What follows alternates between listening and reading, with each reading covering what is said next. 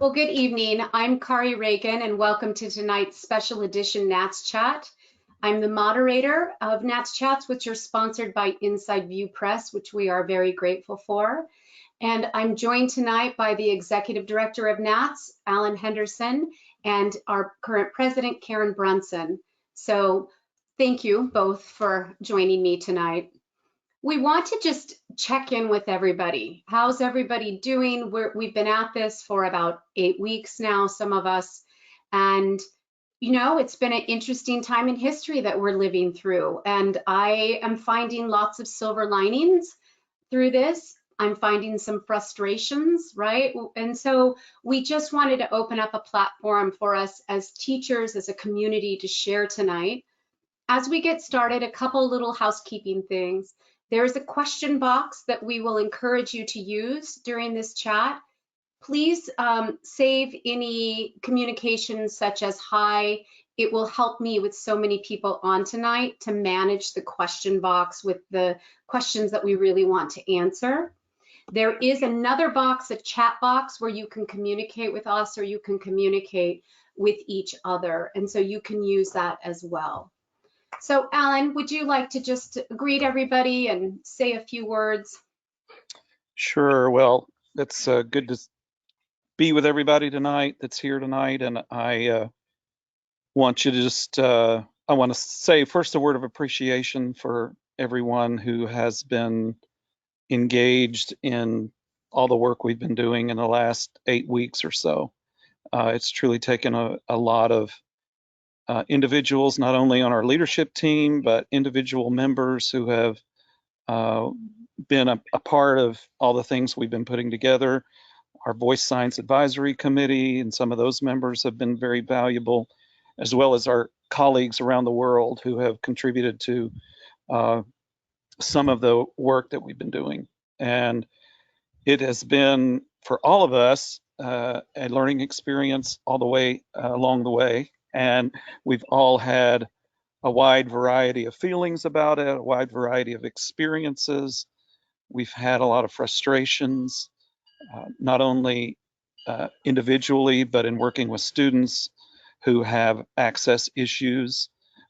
And there's never been a time, I don't think for me personally, where I have seen the disparity in access of my own students to quality technology away from campus. And so it really has revealed some things to me personally about my own teaching situation. And so I think a lot of the things that we've all experienced have provided us with some valuable lessons individually. I know I've learned a lot of things that I didn't know about some of the technologies that I was using previously. And so we want to just talk about that some tonight. And so I want you to think about just the question, you know, what has this last 8 to 10 weeks taught you as a teacher, as an individual? So I want you to think about that question as we kind of open up discussion in a few minutes. Karen. Hi. It's been incredibly humbling to be going through all of this. And even though we have leadership responsibilities in NATS, we haven't missed any of the problems that we've gone through them ourselves. It's unbelievable the efforts that we've gone through to get online, to learn about cameras and microphones, and to learn different ways of communicating, like keeping your hands up here to make a gesture for something vocal, and moving my Clavinova from the basement upstairs, getting on Ethernet. And I know it's what everybody's gone through. I've walked a number of people through Zoom to help them get to original sound, and can't believe that I'm one of those who knows what to do there. And now we're looking at schools getting a plan for the fall. And I teach at Northwestern. So we've had voice faculty meetings where we are supposed to come up with what are your needs for the fall. Well, you know, and then there's pushback of, well, we're not the scientists, we're not the experts in technology. But I have to say I've gained a lot of expertise, not expertise, but knowledge in technology. So along with this, I thought that I was going to be the kind of person who I tough it out, and I always take the high road, and I always do. And I thought I was absolutely fine until, was it yesterday that Michelle Markwart Deveaux posted tomorrow? And at the end of it, I realized I was a basket case. And that's not like me, but when I cry, I don't kid around. And it wasn't tears of sadness or pity, or Right. it was like grateful, and also kind of realizing this great organization of NATS and what we went through, all of us together, even though we're not together. So we're just folks here tonight, and we want to hear from you. And you just heard my sob story, but it was a happy sob story in a way too, because I'm so thankful. Mhm. I think everybody's had those moments. I've heard so many people say to me, I seem to cry more easily, more readily now. And I know last week I had a day where I, was kind of down a little. But the antidote for me was teaching singing, because I just thought, as long as I can be with my students and continue to do what I love to do, I can get through all of this. So I do want to say to the attendees tonight, we did say that we were not going to record. We have started a recording for archival purposes. We will not post without talking to anybody who chooses to speak. This is absolutely a safe environment tonight, so please have no doubt about that. Let's start with a little poll. Give me a second. I'm going to launch this. Okay, where are you in your teaching year? And then you select one.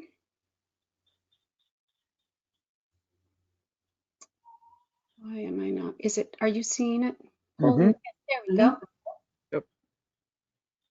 And I'll just say, while we're doing it, Northwestern is on the quarter system, so we have 4 more weeks to go. Me as well. We've got Yes. 4 more plus finals, I think. All right, I'm going to close the poll. And, oh, it disappears. Sorry, everyone. So it looked, oh, there we go. Thank you, Alan. So 32%, I teach a fairly consistent studio load year round.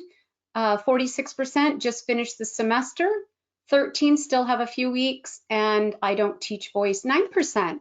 Well, welcome for those of you who don't teach voice.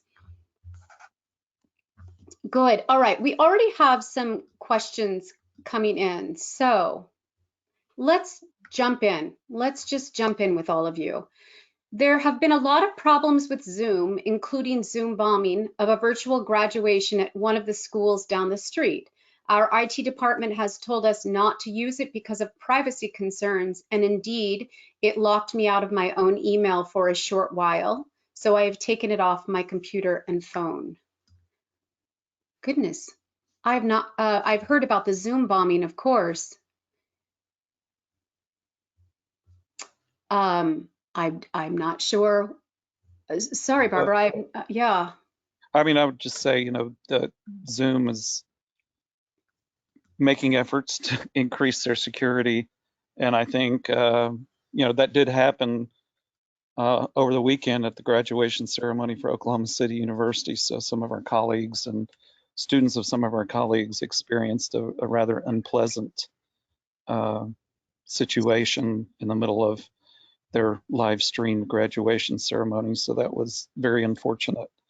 And I'm not even sure they were using Zoom. I think they were using something else. But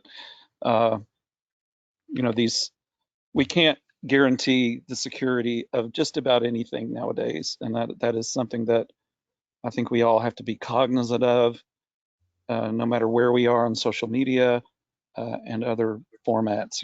We've all, many of us, I should say, have seen, fake profiles of us appear, trying to get people to friend someone who is pretending to be us. So we all have to be diligent about our security, both independently, individually, but also corporately. And certainly at NATS, we try to be as secure as we can. One of the things about using GoToWebinar is that it is a little more considered, a little more secure than many other platforms. And we're getting several responses to this as well. I know I posted that Zoom has an update, so you should have that 5.0, and that is supposed to take care of that. And somebody says that you can't, they can't take control of your email, which I would agree with. Yeah. So, gosh, I'm so sorry. That was. Well, I I would think the other work thing with your is that IT. sometimes you have to update Zoom more than once to get all the updates, and some of our students have had to do that. And lastly, I would always say, never give somebody a straight link into your Zoom. Always activate the waiting room function on all of your communications with Zoom, and that way you can control who comes in and out. Now, obviously, if somebody's posing as someone else in a name that you recognize and you inadvertently allow them into the room, that obviously would still be a problem. But it's worked well for me. Since I've been using Zoom, I've just kept the waiting room on everything I do, and that has kept, my gateway at least free of Zoom bombing.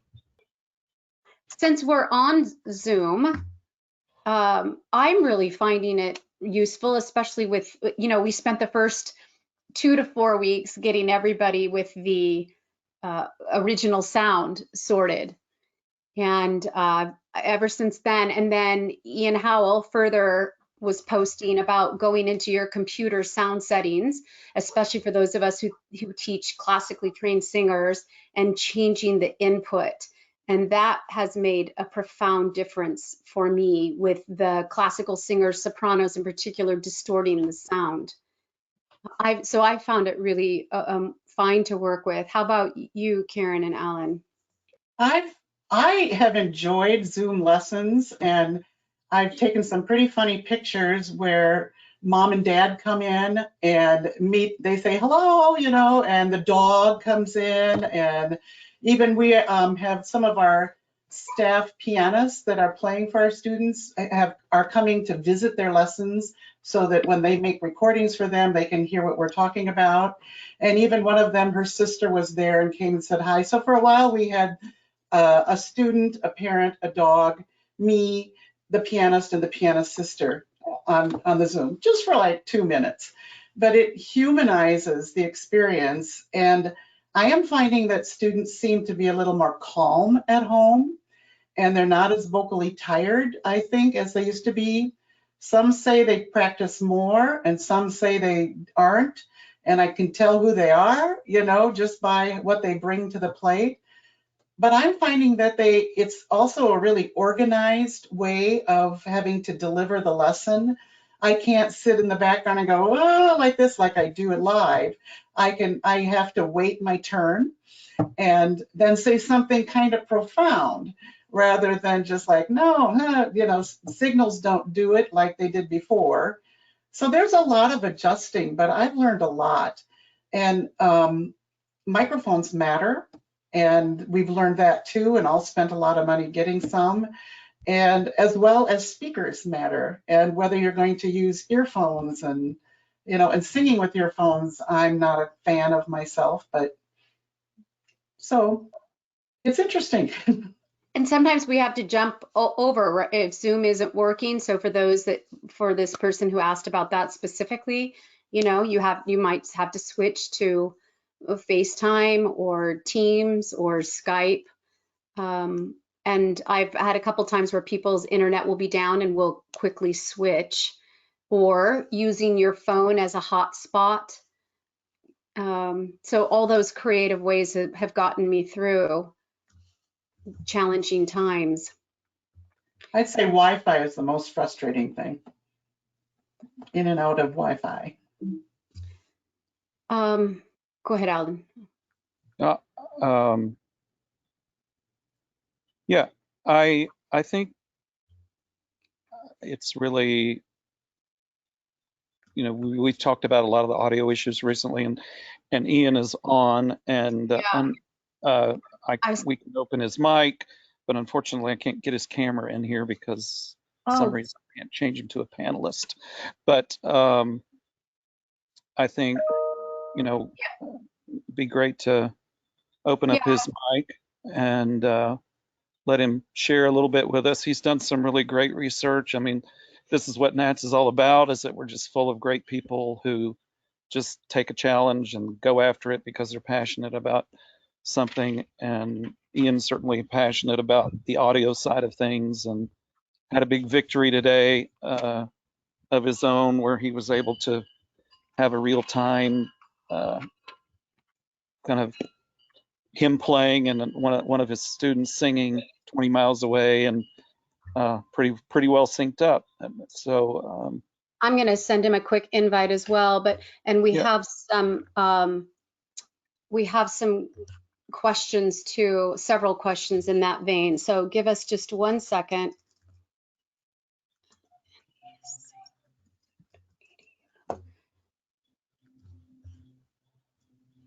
Okay, Ian, hopefully you can quickly come in through that and we can see you. Okay. Hello. Hello. Hello. Hi, all of NATS. I'm probably not going to unmute myself because I'm actually in a dark room with my 10-month-old rocking in a chair. So he's being very understanding on staying asleep, but there'll be really nothing to see. So. Okay. Yeah, so we did have a victory today, Alan. This felt really good. We used it's called a peer-to-peer networking communication platform called SoundJack, which was created essentially by like a division of an engineering department in Germany. And we were able to get down to what they would call latency, which essentially is like delay. In this case, it's delay of transmitting electronic signals through the internet. And so the latency of Zoom is typically somewhere between like a 1/10 and a 1/5 of a second. It's enough to be completely disruptive to any sort of synchronous music making. But we got down to like 16, 18, 20 milliseconds. So a significant reduction in the delay to the point that we say, I haven't uploaded this. I uploaded just a blah blah blah blah blah blah blah blah, sort of a little scalar passage, but we actually did row row row your boat. We did a round because I have kids, so it's just on my mind all the time. And we were actually able to sing around together, and it was just in time. So a latency of a millisecond, essentially, like it's not exactly this, but it's a good rule of thumb that it takes sound about 1 millisecond to travel a foot. So if you think about a latency of 20 milliseconds, that's like singing with somebody 20 feet away, which is not the 6 feet away of perhaps a pianist and a singer, but many stages are much wider than 20 feet. So once the latency gets that low, it starts actually feeling like you're just singing in a space with somebody else. To kind of, by all means, please direct me if you have specific questions. But to build off of what I've heard you friends say already, like I think the technology thing has been probably the biggest challenge for everybody involved up to this point. And for some people, it's, oh, I need to know how to tweak my settings exactly right, and that's the challenge. And some people didn't realize that microphones have something equivalent to a volume control on them. It's like there was a huge disparity just in the technology knowledge, just like the basic knowledge people had. So if I can offer some encouragement, like singing is really hard and playing piano is really hard, and like you all figured that out. And learning how to use a MacBook is actually hard, and you figured that out. And so I just want to say, like, I believe in everybody. I know that there's information that people probably still feel like they don't have. And I just want to encourage everybody to think like it is really gettable information. So finish up your semester, rest up, don't think about any of this for a couple of weeks, And then I would encourage you to think about yourself in like professional development mode. And you're going to figure out what signal flow is, and you're going to figure out what gain is on a microphone. Because my philosophy on this is like, I mean, to get to the point where I was able to do that synchronous communication with one of my grad students today, like it took some doing in terms of getting the software set up properly and like figuring out how to make the system stable and understanding all the buffers, and like it was not simple. But like everybody can make their system a little bit better, and everybody can take the system they have and optimize it in some way. So if you're going to put energy towards this, just know that you can make it better than it currently is. And maybe for some people that's investing a little bit of money, and for other people that's investing a little bit of time and just really figuring out what to use what you have, how to use what you have, excuse me.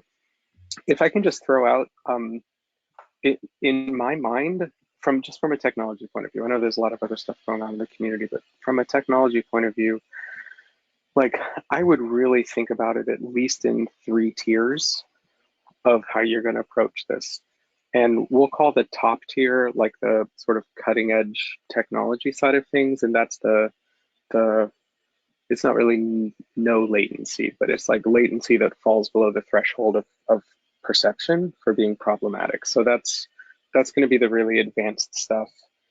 Sound jack is a good place to start. Like it's complicated, but I would encourage people who are up to it to dive into it.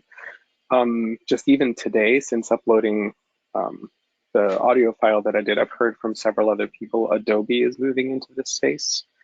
And if you want to, you know, if you want a program where you just sort of press a big red button in the middle of it and it works, like I'm going to be looking for Adobe or Google to be solving these problems, or possibly Microsoft. I think Apple should be, and I think they're not. It kind of bugs me a little bit. So Adobe has a product that might be coming out this summer that could address these needs. And then there's also another program called Jack Trip. And I know Sound Jack and Jack Trip sound similar, but don't conflate them. And Jack Trip comes out of advanced research department at Stanford. And I heard today from one of the voice teachers at Stanford actually that they are repackaging it like in response to the pandemic and the challenges of the music community. They are essentially rewriting it so it's more friendly. So you don't need to go into your terminal to do a bash or sudo or whatever to actually install the thing. So I would just say like in that tier, there's actually really exciting stuff that hasn't happened yet that is just over the horizon. And so I would encourage everybody kind of like watch that space, because it's possible by the fall, if you are still teaching online lessons, and I know this thing is progressing differently in different parts of the world, and so for some people that might be a real certainty at this point. If you're still teaching online in the fall, it is possible there'll just be a consumer product that you can buy that will give you'll be able to accompany your students again playing the piano or singing with them. So just watch that space. Like the third tier is, not to knock on Apple, but teaching, you teaching over FaceTime and your student has FaceTime as well, where you're just using a platform that is 100% created for speech transmission, and there's a lot of compromises when you use it for singing or music transmission. And like way up toward the top of that tier would be everything we're talking about, like Zoom with the optimized settings to get sort of, eke out the best quality that you possibly can out of that sort of software. But then there's actually this middle tier where if you have a little bit of inventiveness about you and you just have a spirit of exploration, you can actually use more than one program at once. So use Zoom, use FaceTime, use Teams, whatever you want for the video, use that. But then there are actually a number of apps that just transmit sound of really high quality. And so 2 that I'm using right now that I like. One is made by a company called Source Elements, like elements, there's more than one element, so there's an S at the end of that. And I think their website is source-elements.com. And this is a company that, like their business is connecting high-end music recording studios. So like if you're in Nashville and you're voiceover talent is in Los Angeles, you use one of their products, costs a lot of money, use one of their products, and you can record in Los Angeles but get the feed in Nashville over the internet. But they have a free version as well that is called Source Connect Now.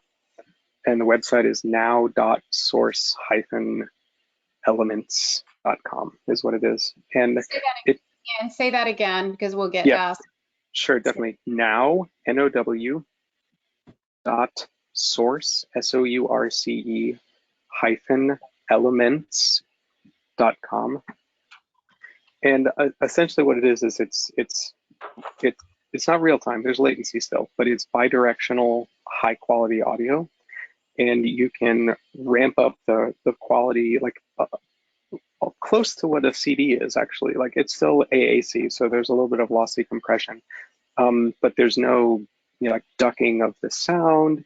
There's no distortion in the higher frequency range. So if you have an operatic soprano singing an A5, there's going to be a lot of intense energy in some higher frequency areas, and then you can use a software like that to transmit the audio while you use the video for Zoom, and that's immediately going to be better than Zoom is.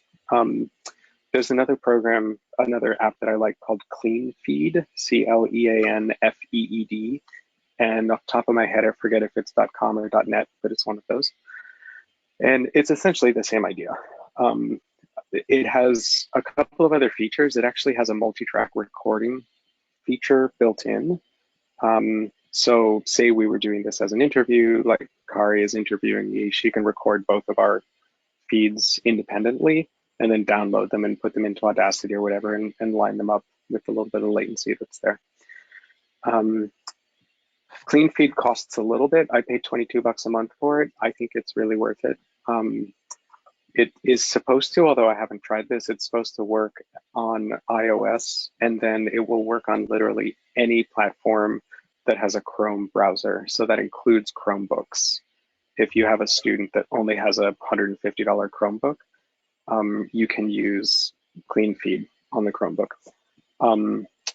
Source Connect Now, the first software I mentioned, is free, if you can believe that. The only downside is they don't work on Apple iOS devices. So they'll work on a MacBook just fine. They will not work on an iPhone or an iPad. And I found like learning curve for those is medium low. Learning curve for that top tier is mind-boggling at this point. But for that middle tier, it's actually not that hard. And I would encourage people, Karen, I would encourage you, get a pair of open back headphones if you can. If you're using headphones and you want to be able to sing, there's a kind of headphone that's called an open back headphone. And like now we all realize that all of our over ear headphones were actually closed back because there's a piece of plastic or wood or whatever literally on the outside of the can that goes over your ear. But they make them that are open in the back instead. So sound from the room comes in through that opening and hits your ear. So you can actually sing and hear yourself, or play piano and hear yourself play piano while you have the headphones on. And I typed in something and I didn't know what it meant. So yeah, it's something recording engineers tend to use because it has a much more expansive like sound stage in terms of what it sounds like, and it distorts the sound less. Like if you pump sound through a little cup, which essentially is what a closed back headphone is, it changes the sound a little bit. And all these little things, get one of those pairs of headphones and it improves your quality a little bit. Start using one of these higher quality audio only transmission websites and it clears up the audio quite a bit. And like nothing costs a lot and nothing takes a lot of energy to figure out how to use it. So I would just encourage people to be thinking about that. Like, what can I do over my summer break? What one little thing can I improve in the month of June? Great idea. Yeah. And I think we got a lot of questions coming in about various things you've said. So great. We're going to read a couple of these off and just shoot like a one sentence answer, and then we're going to kind of try to move on to another topic. Yeah. You mentioned sound jack is several people have asked what that is, and so it's sound jack is the main one he was talking about at the beginning, and that's a product, I believe, right? Yeah, that's free, and it's Okay. soundjack.eu is the website. And if somebody wants to dive in, good on you, do it. Watch all the tutorial videos, please, and read the frequently asked questions page on the website. And if you like Ian's Facebook page, then you'll get all the little reminders when Yeah. he's done something, and you can go back on his feed, and he's got all the things to remind you about what to look at and that kind of thing. Just kind of Definitely follow back on that a little bit. So we've got that. And somebody mentioned, is there a delay when you have a Zoom meeting when both parties share the same network connection? Like if I'm next door to my, office mate down the hall, there's still a delay of some kind, right? What an interesting question. So yes, there would be, and it's because communication platforms like that are server-based. Right. And in fact, one of the updates to Zoom that came out recently is you could sort of, have a xenophobic preference choice. So you could choose which countries you allowed your signal to go through their servers in. And so like it doesn't go directly on the network wall to wall. This is one of the advantages of the peer-to-peer networks instead, is literally it goes directly from one computer to the other. So physical distance actually increases latency because the light has to travel farther, if you can wrap your brain around that. And then there's also some network delays just from the way that the internet is built. And have you tried it with multiple singers yet? I have not. That is one of my goals, but I have tried it with multiple connections. So it actually has a testing system. Whoops. You made it pretty far. I know, I really did. I really did. If I can get the bottle back in his mouth, it'll be a victory. And there it is. Good boy. We shared a special moment. Yes, we really did. So I haven't done it. I have not. Three people is my next thing. I think we're gonna do like the bird master 3 voices or something. That's what we're gonna work on. But I have done it with multiple connections because there are a number of mirror sites where you can bounce your sound back. So maybe we'll mute my mic for just a second. See if I can get him settled. So I'll just try to while we mute his mic. Then we'll come back in a minute, hopefully. But some of the things people have mentioned under Ian's, I think I can kind of. Yeah, there's a lot of questions about hardware costs, access for students, and we've recognized this as a real issue. I think I mentioned in my opening comments the access issue, and many of us have discussed online, and Ian's talked about how much of a difference just any kind of external mic can have. And then, of course, then there's varying qualities within that external mic aspect. And so some of the things we're talking about are trying to come up with kind of 3 scenarios, a budget version, a mid-price version, and a top-of-the-line version of some recommended options that you can all use and you can recommend to your students. So it's going to take us a little while to put all that together, but after lots of things have been tested by Ian and other people as well, we're going to try to kind of coalesce some of those options and also talk to some vendors about putting some easy packages together that we can push to our students or to our colleagues or to our institutions. I know somebody mentioned about funding within their institutions. And one of the things I know I'm trying to do, and I already advocated early on with my chair, is the opportunity for us to see if we can get some funding to help students. And of course, for most of us, now that is becoming a much less chance of reality due to lots of the budget cuts that we're seeing come down the pike at our individual institutions. But if institutions are planning to offer a hybrid of teaching models in the fall, or should they choose online, many are realizing they're going to have to invest a little bit of money into access. And I don't think anyone has a blind eye to the disparity issue. I know my institution had several hundred laptops that they loaned out to students. They also had a stockpile of not very many, but some wireless hotspots that they had in the inventory, and they loaned some of those out to students who were in remote areas and couldn't access.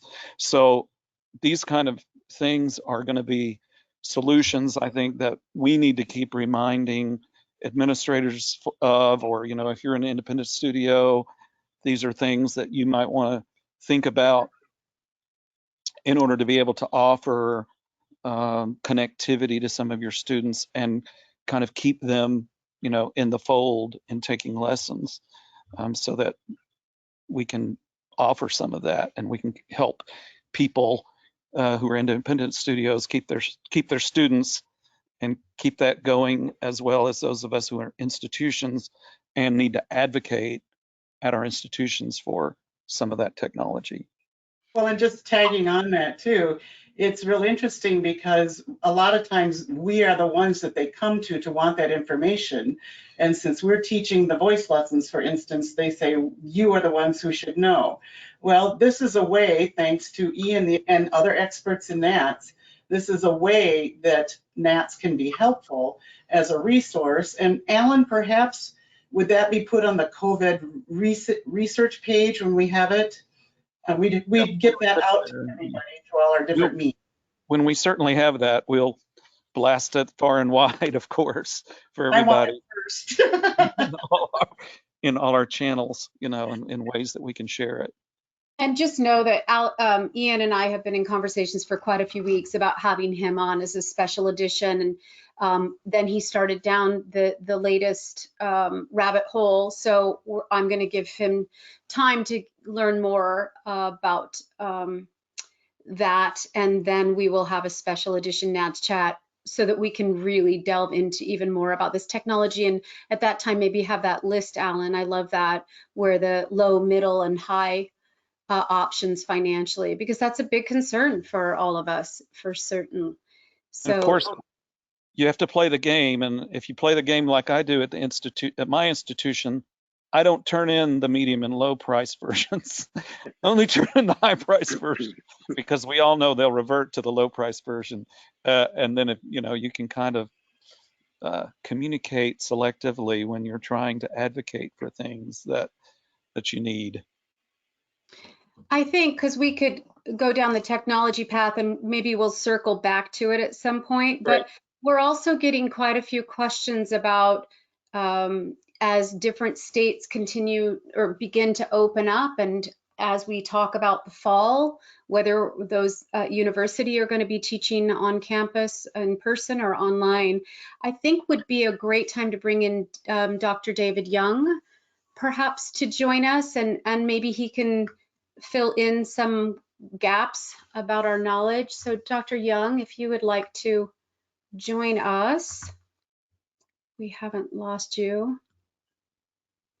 He's getting, there we go. So thank you so much for joining us. So everyone, this is Dr. David Young, laryngologist, who will be joining the Emory team in Atlanta in just 5 weeks from now. And he was so generous to pop on and be available to us tonight. I think it's so important that we all stay in our lane as we try and figure some of this out. And so I would certainly trust your feedback. I know you've watched last week's webinar, Dr. Young, and I'm sure you're hearing a lot of the questions. We all are. And I would just want to open the floor for a moment and just get some thoughts from you about where we're at and what we need to consider going forward at this point. Oh, you're muted. Let's get you unmuted. There we go. I was that guy on this meeting, sorry. Yeah, I mean, so yeah, the webinar heard around the world, and you know, where do we go from here? So I'm a bit of a contrarian on this, and that I listened to it, and Dr. Halstead was a mentor of mine in med school and still a good friend. And on one hand, I agree with them. I think 100% they were spot on with what they were saying. But at the same time, I came away from it rather optimistic and hopeful. And I feel like I was probably in the minority on that front based on what everybody has been saying about it. So I'll add a couple of things kind of piggybacking on what they've said. I don't know how much, if we have a whole lot of new information as a field to offer this week that we didn't have last week, but maybe some reflections on what they said. And one key thing I keep coming up against as I talk to people about trying to process kind of the realities of what we're facing is, I'm going to steal something from Malcolm Gladwell that he borrowed from somebody else, but the concept of when you're trying to solve a puzzle versus a mystery. And I think that this really applies to what we're dealing with here on the medical side of things. And he draws the distinction as this, saying that a puzzle has a definable factual solution. You need information and put it together correctly, you have your answer. A mystery doesn't have that. There is no piece of information that will answer a mystery for you. You solve a mystery with continued analysis. And I think so, you look at the question, when will COVID end? When will we be able to go back to normal? Those are mysteries. And I think a lot of us are frustrated trying to solve that as a puzzle. We look at the latest paper or the latest video, and we try to say that, oh, this is our answer. This says this. We're trying to solve the big mystery like the puzzle. And so I think maybe why I came away rather optimistic was because there are a lot of little puzzles. How do we leverage technology to teach lessons safely? How do we make a lesson as safe as possible? How do we sing in groups in a way that is reasonably safe? I think those are puzzles. Those have definable solutions. We know that there's gaps in knowledge, but there are solutions that could be had. And so on one sense, I think that there's a lot of reason to be optimistic because we're leveraging so many people, from those like Ian Howell on the technology side, and finding ways to utilize that to get us to a level of interactivity online that I don't think we thought was possible 3 or 4 weeks ago. To even on the medical side, looking at trying to explore how we can make that even safer. So I came away from it rather optimistic. One thing I would point out as we kind of look at moving forward, and one thing that I think that got mentioned that I'll reiterate again, is how important it is to stay in contact with your local health authorities. And I think because the numbers are very different everywhere. And so I'll share with you kind of our numbers locally. So as of Friday at Vanderbilt, where I am now, the number of people, we're testing a lot of people who are asymptomatic. And so the number of asymptomatic people that are testing positive as of the last couple of weeks was 1% here right now. And so that's a fairly low number, but you start looking at a couple of choirs of 50 people, and now the odds of one person in one of those two choirs has it still pretty high. But that gives us an actual number, and then you start to say somewhere else where that number gets to be a fraction of 1%, or a place where it's 10%, depending on what your local numbers look like. I think being plugged into that's going to be important as you try to kind of mitigate your own risk and plan things going forward. The other thing, one thing that they said that I think gets misconstrued a little bit, with this idea that some of the testing kind of having a false negative rate of 3 to 5%. And our ID guys are saying our test is kind of in the same ballpark, 1 to 5%, depending on who you ask. That is actually a lot better than it sounds. And so that makes me a lot more optimistic that when we are able to get some testing that's a little easier to do at home and get turned around quicker, that actually may be more useful than we realize. And here's why. A 5% false negative rate really means that if you test, you test 100 people that actually have the disease, 5 of those will test negative. And that's a very different thing than trying to just, what we're trying to use is something in medicine we call a negative predictive value. What we're looking at is, what we care about is, if I have a negative result, what are the chances that that negative result is wrong? And those are two different things. And where this comes into play with that 1% number is in order to ask yourself, okay, if I have a test that has a 5% rate of false negatives, and I have a 1% of my population has this disease and is symptomatic, well, now you're looking at a rate of 5 in 10,000, or 1 in 2,000. So then now you're looking at a very different number of, if you test 2,000 people that are negative, one of those would be positive just based on the odds. And that's, now we're getting into different numbers where we start to say that's getting a little closer to saying something might be safe. We look as we're doing elective procedures, bringing people in and saying, what are the odds that someone's going to slip through and we're going to be doing a dangerous procedure on somebody that's positive. Now we're getting into numbers where we might have to operate an entire year before we get one, versus if it was 5%, we'd be doing, it'd be a weekly occurrence and be very dangerous. So I think there's been a big shift with those numbers that are kind of helping us, I think, move forward a little more safely, certainly on the medical side where we have access to testing, but that as we move forward, there may be some of those things become available to the general public as well. So that too, I think, was very optimistic. And then the other thing was, I think, the idea that that moving forward, as we try to ask ourselves, how safe is safe enough? And I think the other thing that we asked, you have to be careful when you ask a physician a question, because the answer, it's true. I think the question we ask them is, when is it going to be completely safe to sing together again? And that's that's the question where you say, okay, well, we need to have a vaccine with a near 95% effectiveness. We're looking at a minimum of 2 years if it ever happens at all. That's one question. The other question is a lot harder to answer, is when is it safe enough? And that's a harder question. And that's one that I think all of us would punt on, because that brings in a lot of other value judgments, that are kind of get beyond the medical purview.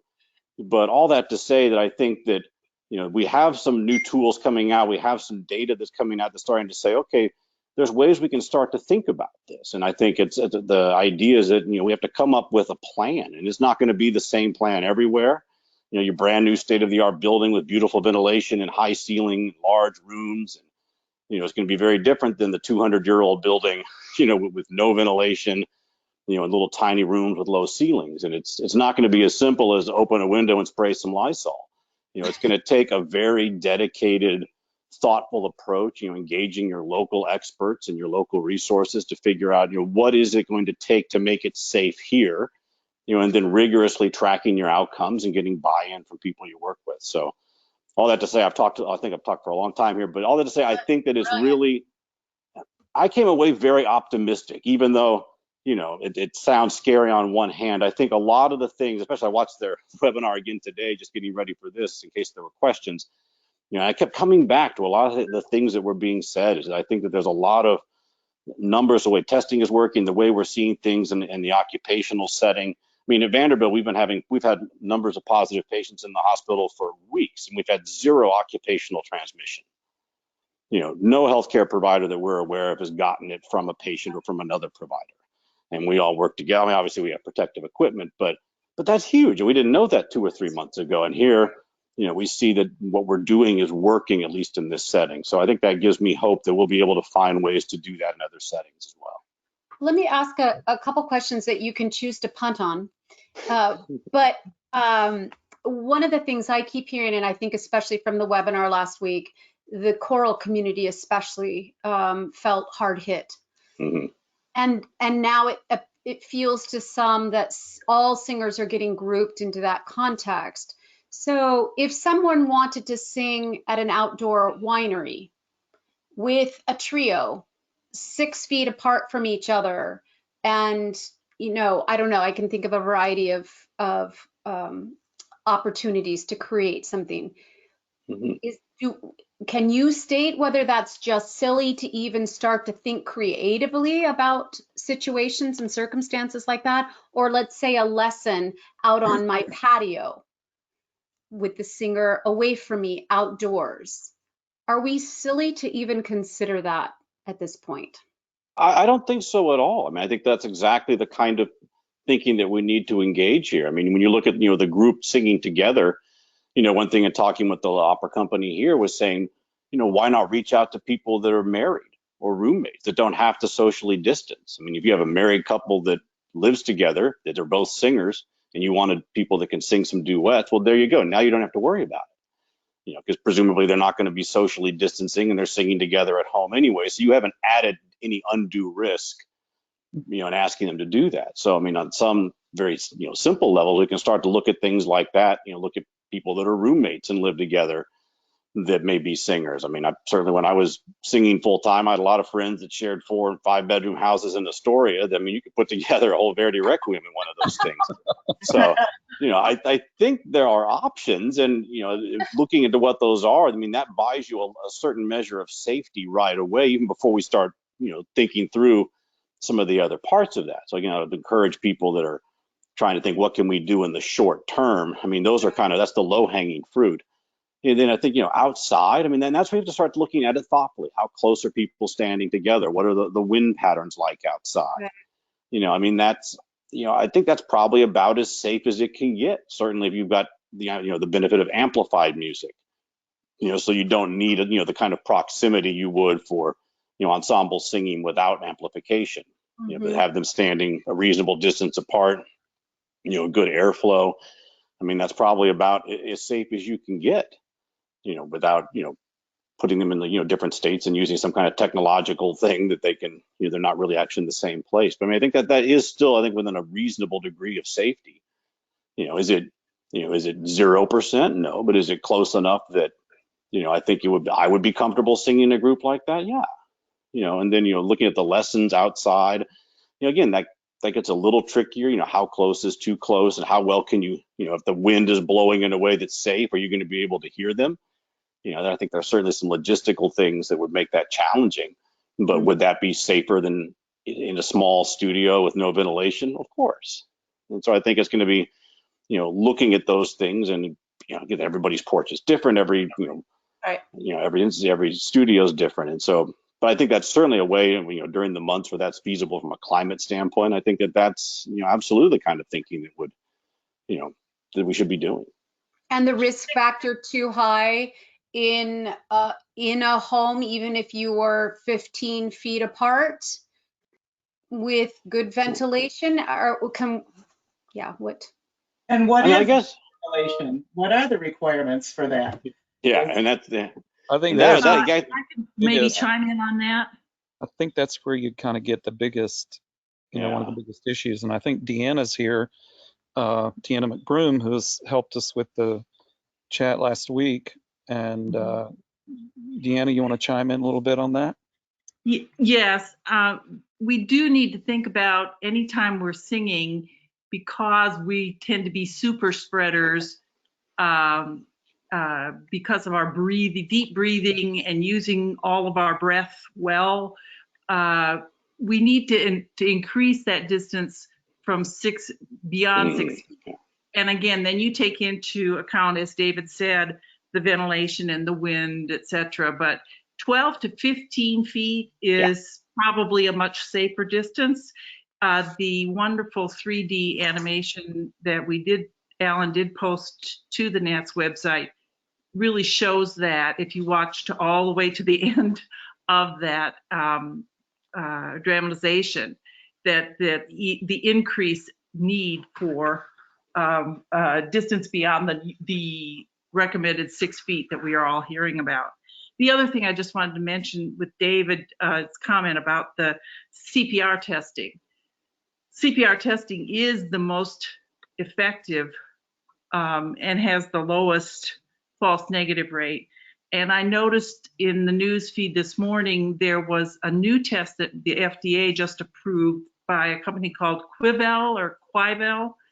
And I looked that up for some details. And it's an antigen test, which is going to be a whole lot easier to administer. And it still has to be administered by trained personnel. But it has a 20% false negative rate. And the Abbott test, I believe, is something like 15% false negative rate. So the information from those tests is going to be much less safe. And even it recommended in the small print that someone that would have symptoms would need to get a CPR test anyway. So the CPR test is the one that's the 3 to 5%. That's gives the most information. And the antigen tests, which look very attractive, have a much higher false negative rate. And Deanna, I didn't read about that, but are you talking antigen or antibody? Yeah. Those are Antigen. two different tests. Yes. Okay, so The they're looking. antigen test, is the Abbott test an antibody test? No. No, I mean, it's well, because PCR, you're looking for viral RNA in whatever Right. you're looking at. Again, even that's not telling you if that's actual live active virus or not. That's just telling you is there viral Correct. DNA material there. An antibody test would tell you if you were infected prior, 2 or 3 weeks ago or earlier, but it would not tell you anything about active viral load. So I'll have to look about the antigen test. I'm not sure exactly what they're testing. The antigen test looks for a portion of the virus molecule. Right. So it does give you information about whether you have an active case. So Just has a much higher false negative rate. So my takeaway from this so far is that we need to be alert and patient and learn from the scientists in the medical profession, and that things are changing constantly right now. And just think of just the last 8 weeks that we've been through, and it's been a different story every day. And even today, you just mentioned a new kind of testing that could go on. So I think I agree with you, Dr. Young, that I'm not totally depressed about what's going to happen. It is depressing right now because we are not there, and but we have months before the busier season starts, and hopefully it will be busy. In the meantime, we need to keep our singers singing and not lose them to all of this, but rather offer what we can do, which is teach them to sing. Right. And then it sounds like we're going to be trying out some of these scenarios as far as how many feet apart or outside. And so that's real experimental for us who have no medical knowledge necessarily or scientific knowledge about it. I think that's something hard to grasp onto for those of us where our total attention is on singing, looking at music, telling a story, and making beautiful sounds. So we need to be both people in a way right now. We need to learn to be a little bit more scientific about it, and that's okay, and we aren't giving up being the other way too. Just like you can have 5 children or you can have 1 child and you love them all the same as you love 1 child. We have room in our profession and in our lives. We're going to understand this in a new way too, and that's probably really healthy and necessary. Absolutely. I would encourage people, to also, look into. I keep saying again, look into your local people. I think there's, ironically enough, this whole crisis has hit physicians especially hard too. So there are a lot of docs that aren't as busy as you would think they are. And a lot of them are, especially if they're people you have a relationship with through your other contacts, to engage those people and get their take on it, especially in light of what your own local community numbers are looking like. I think you might find a lot of people are very willing to do that, and they may even have contacts at their institutions for people that are helping design as far as their own facilities management and sterilization and cleaning processing as you're trying to answer those questions of ventilation and that kind of thing. There may be more resources in every city than you realize, and a lot of those people may be willing to help out and lend an ear and look at your facilities and make suggestions and try to help make things safer. I mean, it's just going to be a matter of reaching out to them. That's great. I think Karen, I think you're right about the fact that if our attitude as voice teachers to this will really make a difference. If we think of this as something to be creative and experimental, our students will go with us. I think one of the things I know that we're discussing with some of our other partners who we're working with is the realization that we talked about that so many settings are different. And so what we're really moving into is a period of what we kind of are terming risk management. So the ideas of setting up series of questions you can ask yourself this week and next week, and you can input data such as David's talking about. What are the stats in your local area saying? I can plug that into my considerations. What are my facilities like? Am I a compromised person, or are my students compromised in some way that would affect my decision making about the risk level that I'm willing to tolerate, or that I should be willing to tolerate as a teacher when I know I have a compromised student?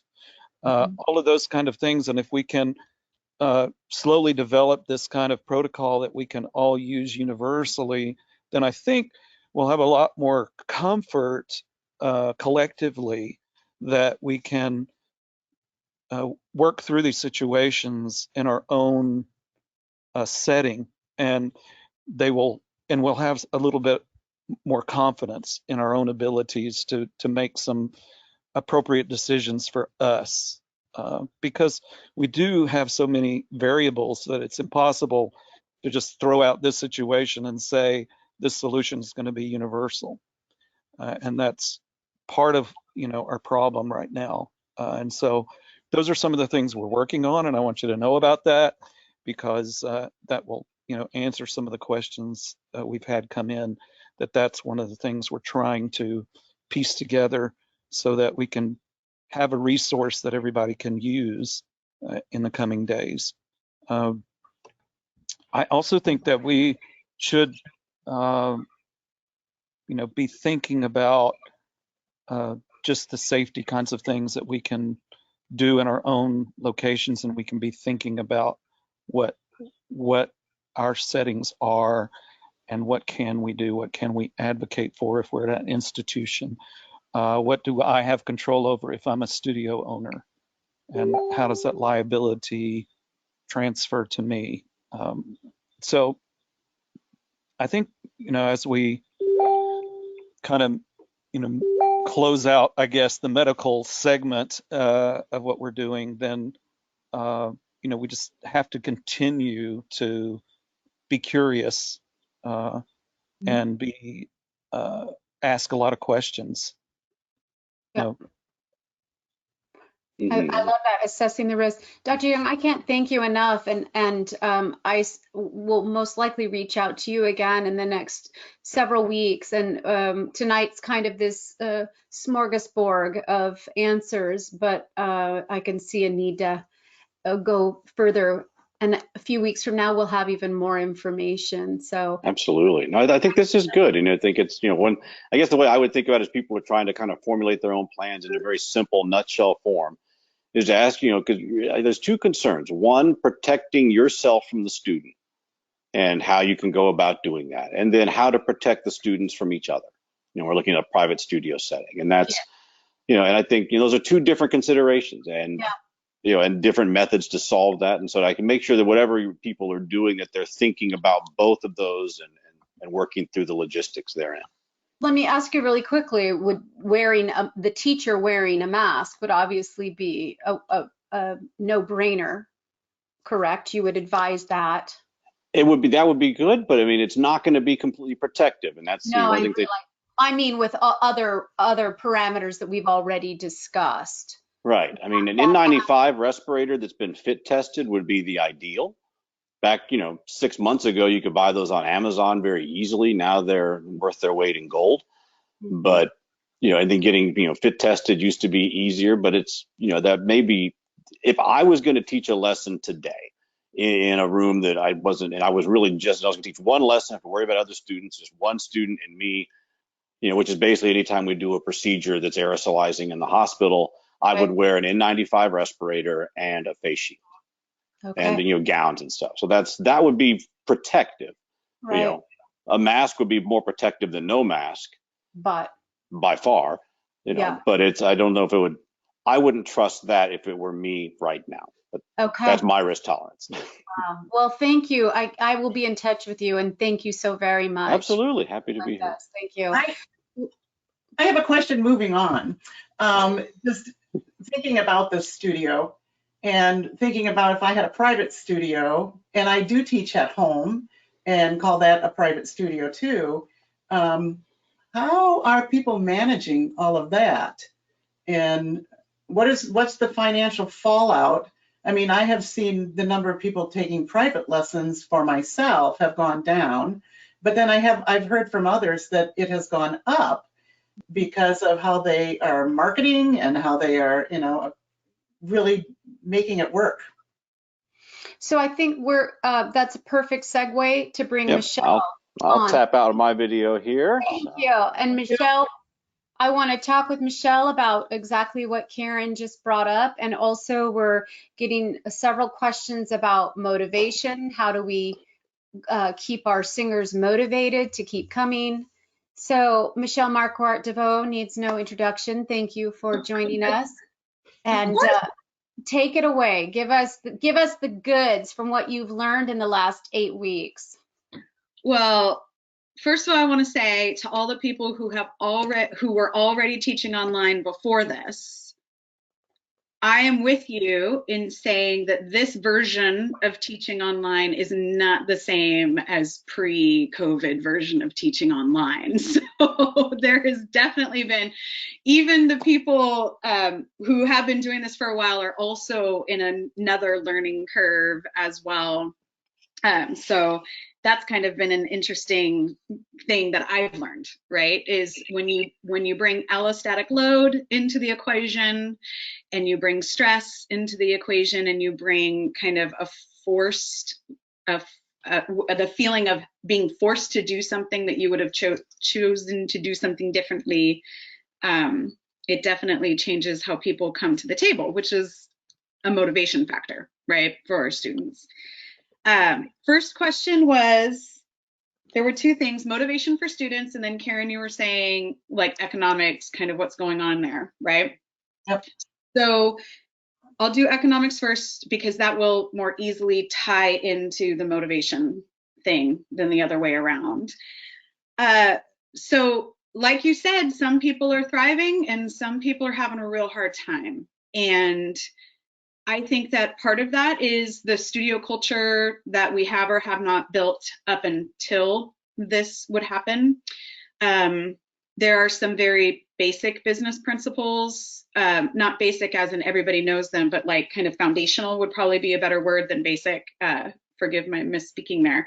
Foundational business principles about like business model and how we are pricing things and how we're offering our services that have either helped people retain students or given students kind of an easy way to say bye and I'm not coming back. So I am seeing in my very, very small sample size of, 100 or so, 150 or so teachers that I work closely with, that the people who had models that encouraged consistency and people who had models that assumed commitment, those are the people who are retaining students, and people who were having models that did not necessarily have those same values, or even if they had the same values, they didn't have it set up in a way that communicated those values. Those are the people that are kind of losing students because it was maybe a pay-per-service model or something like that, right? And so if this is, so many other pay-per-service models are just being left at the wayside in other fields that it feels natural for students to say, well, I can't go to my hairdresser, which is a pay-per-service. I can't go to my eyelash lady, I miss her so much, which is a pay-per-service. I can't go to, whatever X pay-per-service, so I'm also not going to go to my voice teacher because that is a pay-per-service, right? Where things that we're paying subscription for or things that we're paying for over a long term, that kind of invites people to stick it out, at least until the current contract is over of time period.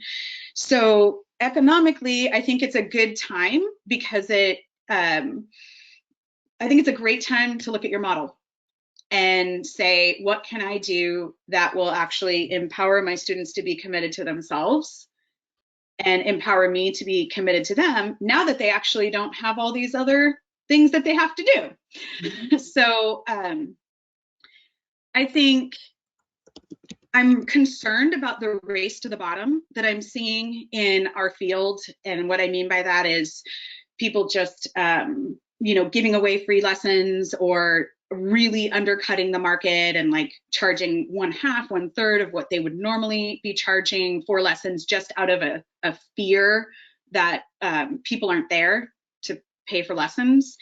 I think that short term that might feel like you're doing the right thing, or short term it might feel like you're solving a problem, but long term I think that is going to contribute to some economic hardships way after we're already kind of back into whatever the new version of this looks like. So my strong encouragement to you is please do not undercut yourself. Please do not undercut the people around you, because in the long run, it's going to be really hard for you to get your rates back to a place where you need them to be in order to run your business well and make what you need to make.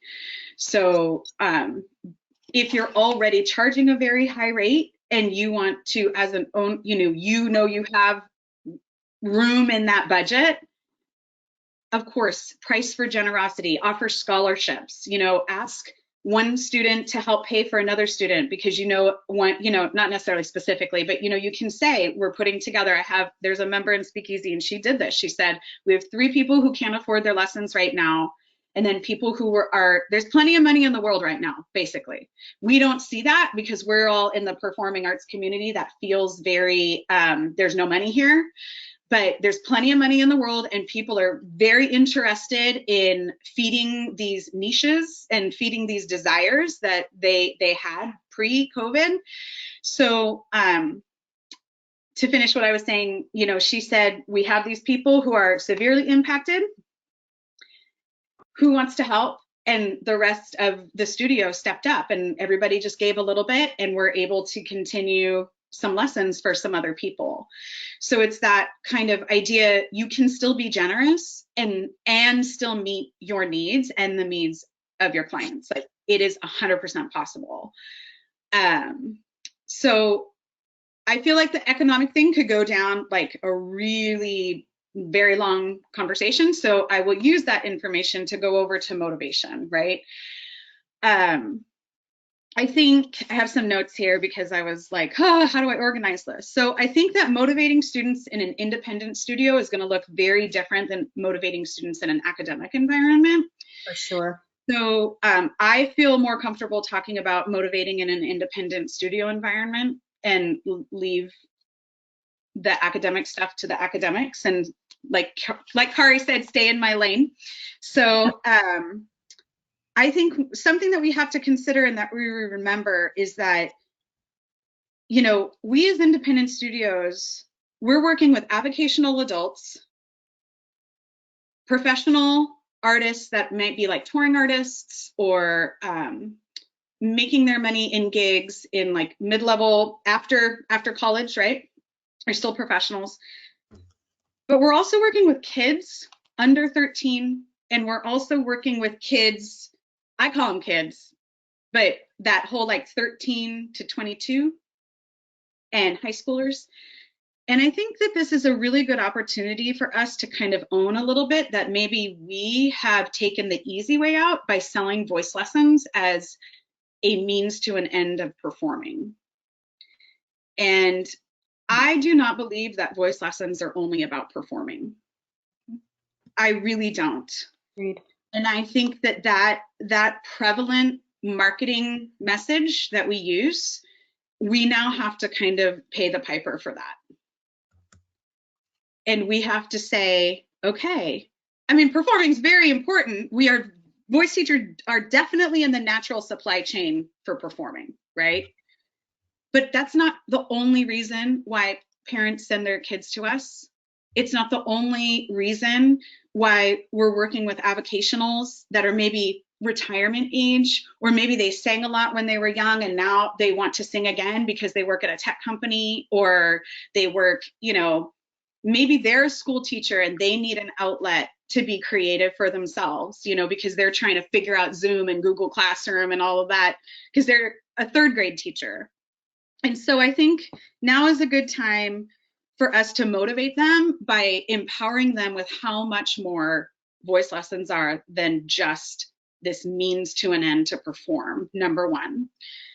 And I think everyone who's in the chat, I can't see the chat or what everyone's saying, but I'll bet if we just asked, hey, name one thing that voice lessons does that has nothing to do with performing, we would get quite an amazing list that we could use to remind our students why they're here.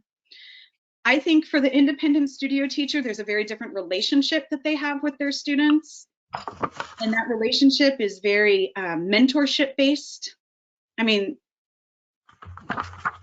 I've had my students, and I know that there are other teachers that have their students, they're like, I have to come to voice lessons because it's like the only good thing this week.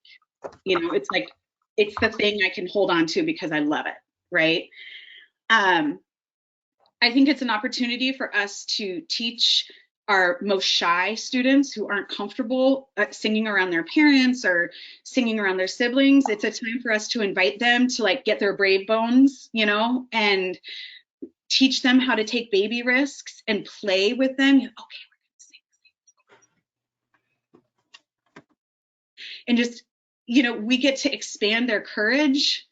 We get to, my favorite is we get to work on musicianship skills, because those are things that I did a live on this last week on my page, but it's like, how many of us independent teachers out there listening, are you just a little bit secretly happy that you can like finally work on technique with that high schooler because they're not doing show to show to show to show to show churn, right?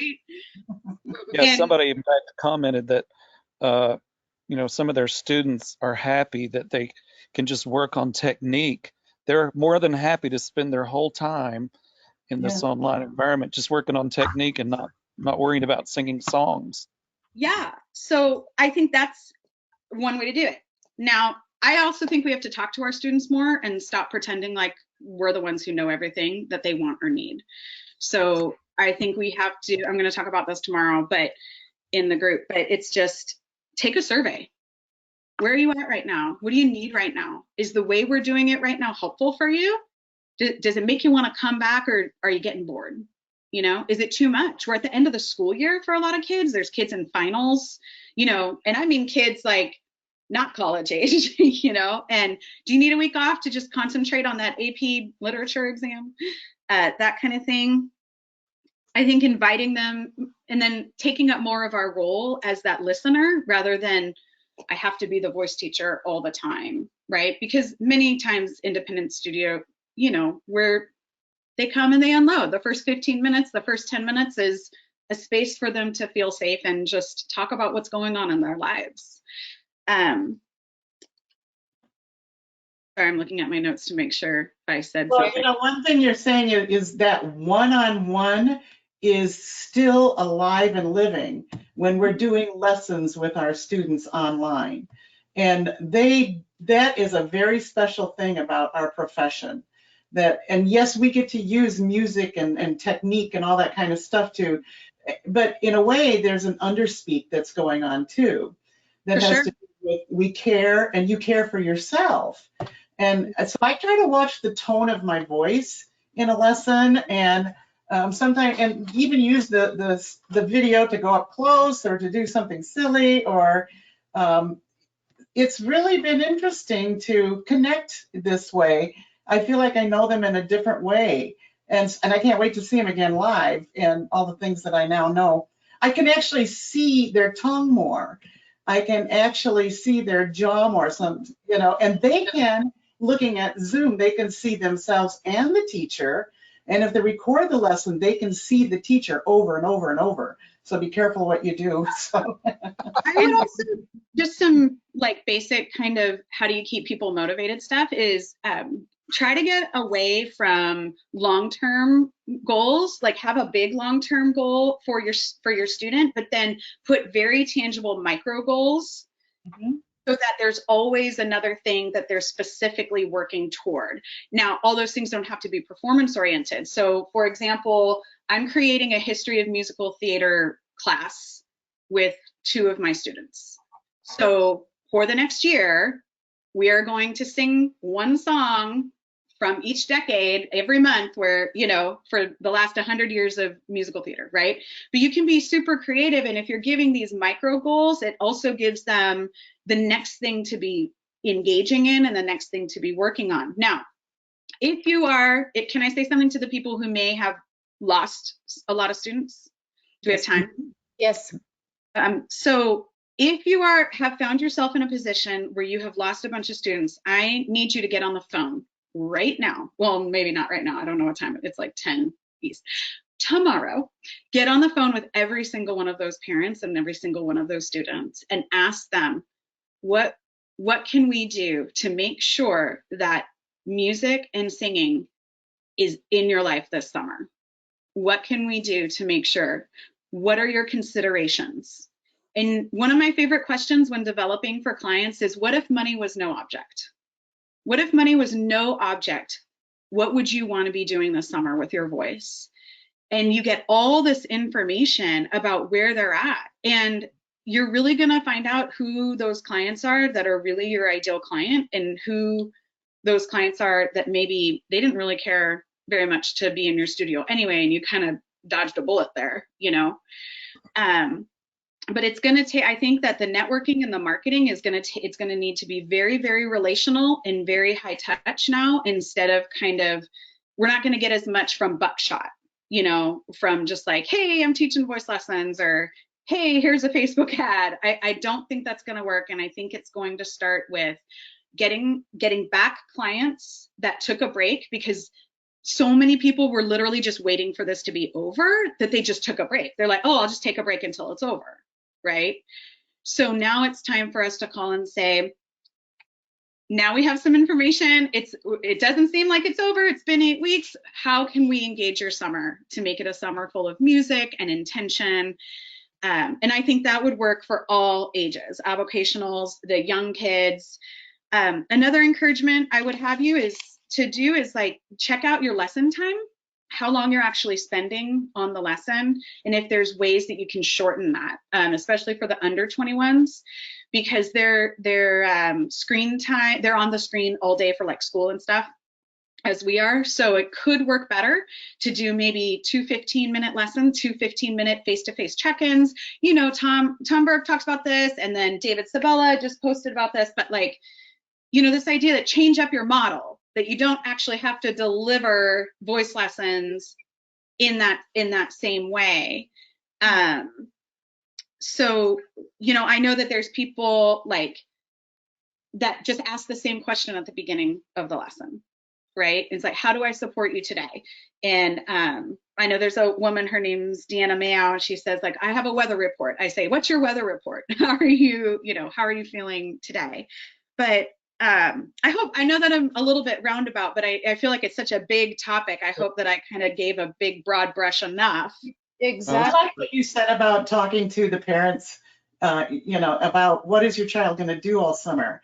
And wouldn't you rather have them engaged in something than not engaged? I think that really makes a point. And it's a point, too, to the academic area as well, because a lot of the summer opportunities have vanished.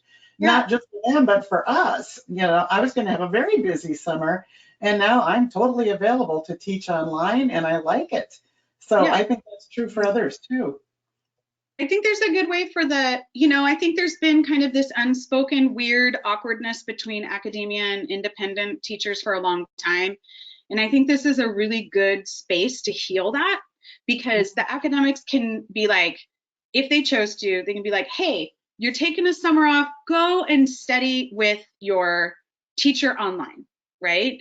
And you can start creating these relationships that for a long time existed in this, like, once you're done with school, you kind of you don't go back to that teacher, and now you have this whole other teacher, and we can start cross talking again and having conversations again, and well, guess what? A lot of those people are teaching, you know, people who came through our pike, as far as academia are now teaching online and teaching all styles, and that's where we are. Yeah. And then we independent studios can be like, I'm going to bring in Kari Ragan from Dr. Kari Ragan to come and talk to my voice studio because now she can, right? I'm going to invite all these people from all over to like contribute to my independent studio when normally that wouldn't be a thing that we would do because that person is online or out of reach. So I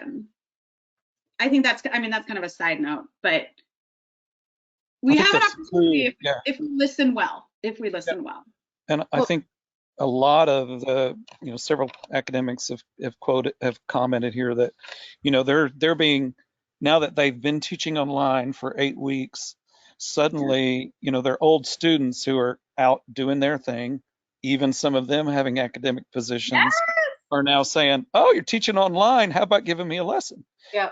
So there's those kind of connections that many of us have built up over time that, it was just, well, if you're in town sometime, let's have a lesson. Well, they're never in town, or if they are, they're busy visiting their friends or whatever, so it's normalized possibilities for sure. Yeah. And I think another issue that's a little more academic oriented, but tied to some of what you're talking about, Michelle, is a lot of discussions happening nowadays about whether students are going to take a gap year and at universities, or even I think we're seeing this the kind of things you're talking about in the private studio are the same kind of ideas. I'm going to take a gap for a while, however long that may be, and then I'll be back. So I am interested in what our thoughts are collectively about the gap year experience, and I think for me, I think a lot of it, in the way I read it, it's going to be a lot about the individual campus, the offerings they're willing to make, and how they're going to communicate those effectively to the students who are coming. We're a lot of talking about not having ensembles in the fall semester and having double ensembles in the spring or things like that. And sometimes those ensemble experiences create great community and are microcosmic communities within the greater music department or school of music. And, decisions about how that might come down from above are weighing on faculty. Yeah. I think the more that we can, this is not about what we're talking about, but I think the more that we can allow ourselves to not idolize the in-person experience because we're missing it so bad, and say that was good and that was wonderful and there's so much value to that and I'm so sad that it's gone, and also I will create relationship this way, and also I will create community this way. Because I think when we're in grief, like, there's now 7 stages of grief, but we're in that grief cycle and we're like popping back and forth between the different stages, like it's not chronological. You don't go through grief linearly. But as we're popping all the way through, I think it would be so helpful if we were like, okay, this is what's happening. I'm in acceptance. That doesn't mean I have to like it. Acceptance doesn't mean you like it. It just means that you're like, it is what it is. Now what can I do with the tools that I have to create community? What can I do to create those microcosms?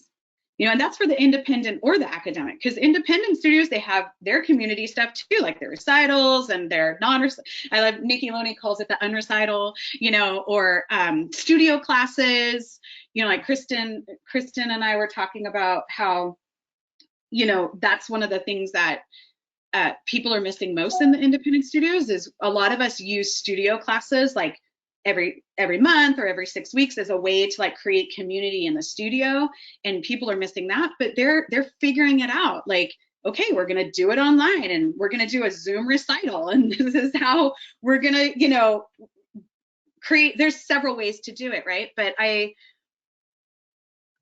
don't want us to be like, you know, back when I was a kid and we did in-person lessons, you know, I don't know. I don't want to poo-poo where people's feelings are, because that's not really what I want. I don't want to shame that or anything. So I hope it's not coming across like that to anyone. It's just, I also think that we can create something new and beautiful. I really, truly believe that.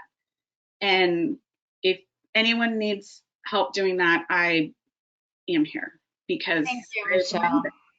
Well, sorry. we're in a worldwide pandemic, and the entire world is dealing with this, and we're trying just right here to take one piece of it and talk about it a bit, and hopefully help people with that.